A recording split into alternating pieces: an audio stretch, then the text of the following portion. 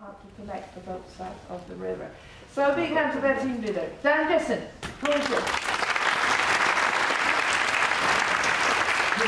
Thank you. So to try to stick to this 10 minutes, I've been writing down what I'm going to try to say and rehearsed it a couple of times, and it took 12, so I'm going to go really fast. We walked Gothenburg and observed its places and uses very carefully and annotated a drawing.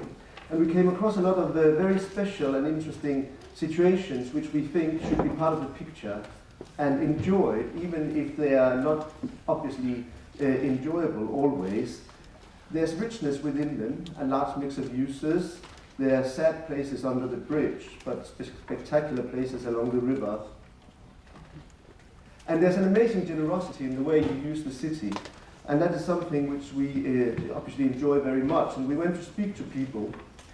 One of the things we heard was that the river is a great asset and that people like more opportunities to mix, and that parks are a key place for people to come together across sort of social divisions and other divisions. So we suggest that you draw up a community inventory to make sure that it's understood who all the local stakeholders are, sort of including the Gambian radio station and Volvo and school children, etc. Asking people to choose between options is not meaningful community involvement and do not lead to community ownership. At Ward's Corner in London, we worked with the local community to develop a vision for their area through documentary. They actually went out and photographed and interviewed the people in the neighborhood about their likes and their dislikes. And they participated in a model building workshop to begin to set up their idea for the places they live.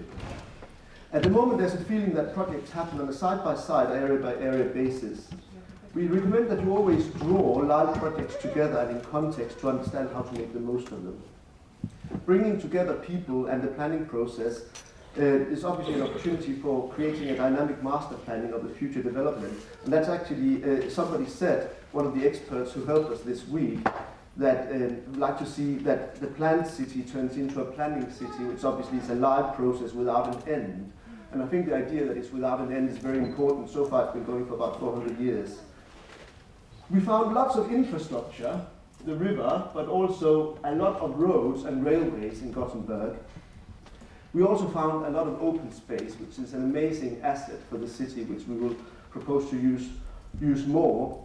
And all of this means that it's cut up into a series of special islands, which is something which we really enjoy. They're all special in different ways and should be strengthened. 3 strategies, a green network. We're proposing a public realm-led master plan. That is a master plan led by people and where public spaces are considered sometimes before and certainly always with development. Public spaces and public situations are the lasting part of the city, whereas buildings change all the time. It's also about getting the right mix. It's about ensuring that there are spaces to enable a mixed community and housing for mixed communities. And it's about flood adaptation. The multifunctional green network is doing a number of things. Spatially, it crosses motorways and railways. It will join separate pieces of city and socially also bring communities together. It's been done other places like the New York High Line, where a disused railway line has been used to create a green corridor through the city, or in London Waterlink Way, where the parks have been opened up by actually connecting paths, making maps, signage, so that communities living adjacent to these green spaces begin to use them as social spaces, but also sustainable corridors for movement. The third thing is the green network, which is about creating a green corridor throughout, all the way through Gothenburg, and basically linking all the spaces, but also making new links by planting trees, etc., biodiversity corridors between existing spaces. It takes a long time to make a city, we heard the other day from the mayor, and that is certainly true. It obviously has taken a long time so far, and it's very important to keep thinking and accepting that it takes time. Gothenburg is really lacking in economic diversification. It's on the map, you know, Gothenburg is a place on the map, but it's sort of lacking diversity within its economy, and that's obviously key to creating sustainable growth. It has a history of large employers, large-scale infrastructure, And in the future, that must be diversified, and it's important to focus on the green economy, new technologies and industries made visible in the city. We want to stress, though, that we believe that Gothenburg has a location to remain a major Scandinavian port, and that the port is an asset for the city, economically and culturally. A new diversified economy should exist alongside a strengthened and growing port economy. And there should be mixed income housing in the town centre to begin to counter the segregation that we feel the city is suffering from at the moment. Just looking a bit at the river and to see how it's shrunk. Gothenburg is faced with two incompatible trends. The river has been slowly narrowed since 1809, looking at these maps, and climate change obviously means that you will have more water in the future. Gothenburg, like all river cities, has got in the opposite direction, building on and sealing the floodplains, and it should be allowed to act much more as sponges. This is the future flood risk. The whole, sense of the city might flood within a few decades when there are flash floods. This here is a picture from home, and it just suggests that the more buildings that are damaged, the more risk there is. And at the moment, it's proposed to build quite a lot within the floodplain, which is a significant problem, and that needs to be managed. So we're proposing a flood management strategy. In this diagram, we make several indicative proposals for Gothenburg to get the city thinking the unthinkable and return to the kind of space for water it had previously. Any new development should be adaptive, able to survive a flood without damage.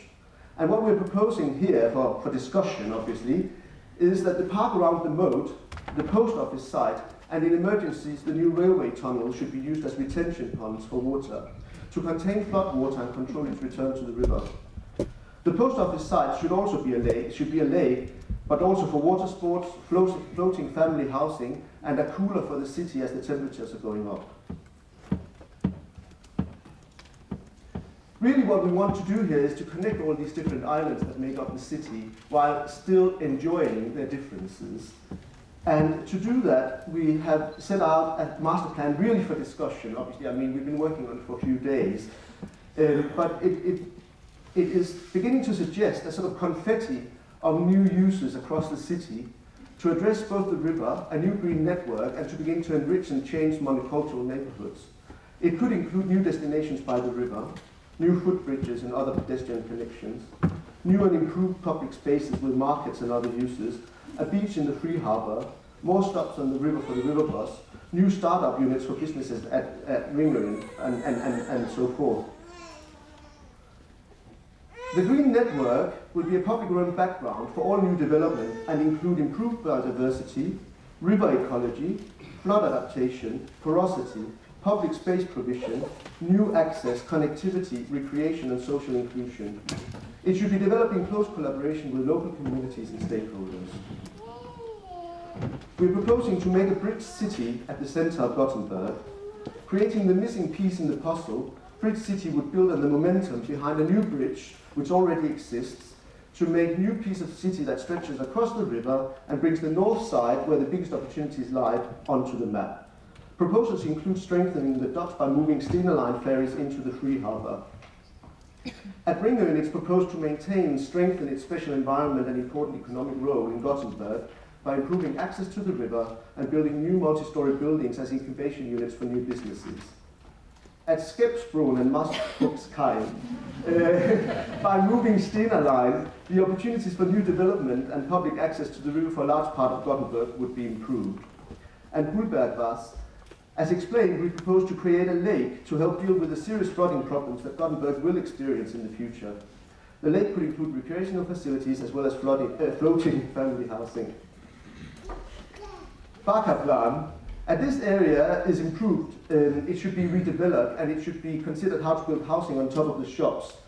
This would help naturally deal with flooding and also compensate for lost numbers elsewhere within the high-risk area. Time is a big thing here, and it has become clear that we need to think about it not only as plans and discussion, but actually really carefully think about the consequences of what will happen over time. That's key to sustainability. To think ahead and to bring together natural processes and proposals for physical change. Temperatures are expected to rise, and so is the water. In 2056, the Opera may flood quite frequently. These changing conditions need to be taken into account. The bridge city is one piece, this is the second last slide, by the way. The bridge city is one piece, but includes a rich mix of uses. It would be a new piece of city and a new landmark for Gothenburg. It could consist of a new green two-sided bridge. That's a bridge which is designed not only to sort of work at the surface, but also from below, as part of the public realm. A new inner city park for sport and play as part of the citywide play strategy for young people. Play and sport are key for social inclusion. Obviously, a relocated Stena Line terminal, a new cruise terminal, hotels and shopping, new housing, and a new cultural institution as a new beacon for Gothenburg. The ambition is really that in the future the northern part of Gothenburg could become part of the city, which is what we're suggesting with this last image. Thank you for that.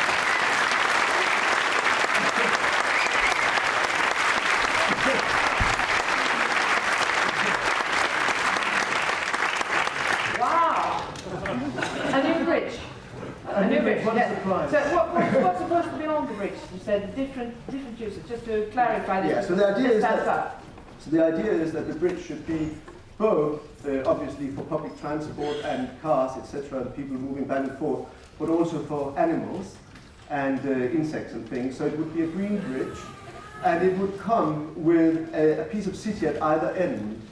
The main thing here, we think, is that the bridge should not be considered as a part of infrastructure, some kind of object, but actually as a part of the city. It could even be inhabited in other ways if that was possible. But the main thing is that it connects south and north by actually having buildings and uses right up against it alongside this green corridor. So populate the river in a way. Yeah, actually. But how? I don't know if you have time to listen to this, but how wide would such a bridge have to be? Yeah, I haven't thought about that yet. It could also, I mean, really, it would have to maybe twice as wide as the current bridge or something like that. But it could also be reusing the old bridge. If it could remain there, that could become the green corridor, and the new bridge could maybe deal with the transport. That, I think, remains to be seen. But so it's more about the idea, I think, of making a bridge city where it's no longer about the north and the south, but there's actually a piece in the middle. So, and also the ships, the traffic from the port upstream would pass under the bridge city. Yeah, well, it would have to be able to open some clever way. We get to that. Yeah, it has happened before. We have a few more months to sort it all out before the report. So no worries. But is there any reason like this in other parts of the world? I think that there are sort of emerging proposals for bridges like that around the world, but we really need to look into it a bit more. So, time is of the essence. Thank you, Anne. Great.